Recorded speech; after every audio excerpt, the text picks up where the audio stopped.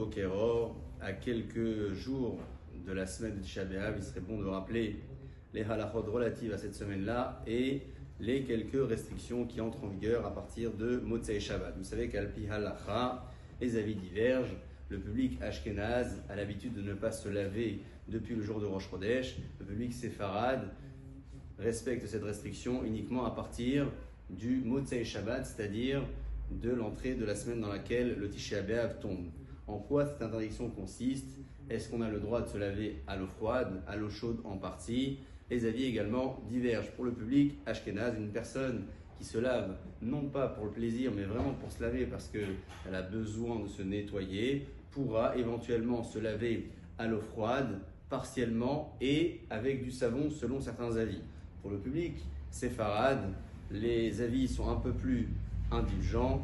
Certains considèrent qu'on aura le droit même de réchauffer légèrement l'eau froide et de se laver tout le corps avec du savon, puisque l'eau froide est difficilement supportable dans certains endroits. On aura le droit, selon certains décisionnaires séfarades, notamment le rabbin Tzemach Bashaoul, de se laver avec de l'eau tiède et même tout le corps entier avec un peu de savon, à la condition de se laver non pas pour le plaisir, mais se laver vraiment pour se nettoyer.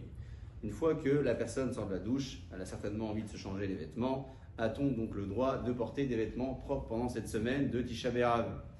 On aura le devoir de préparer ses vêtements et ses sous-vêtements avant l'entrée de la semaine, en les portant légèrement aujourd'hui et même demain, Shabbat dans la journée, de telle sorte à ne pas les porter pour la première fois lorsqu'on les mettra dans la semaine de Tisha B'Av, et considérer ainsi que les vêtements ne seront pas propres lorsqu'on les portera dans cette semaine-là. Il est bon de rappeler que l'ensemble de ces restrictions ne concerne pas une personne qui se lave pour un objectif de mitzvah. Je parle d'une femme qui se prépare pour aller au mikvé par exemple, qui aura le droit de se laver pendant cette semaine, le Tisha B'Av bien entendu. Akadosh Baruch Hu nous en donne toutes les possibilités de respecter dignement ces halachot-là qui sont extrêmement compliquées et parfois difficiles, de telle sorte à pouvoir s'endeuiller de la destruction du Beth Amikdash et en même temps se respecter les uns les autres. Beruchim Tihim.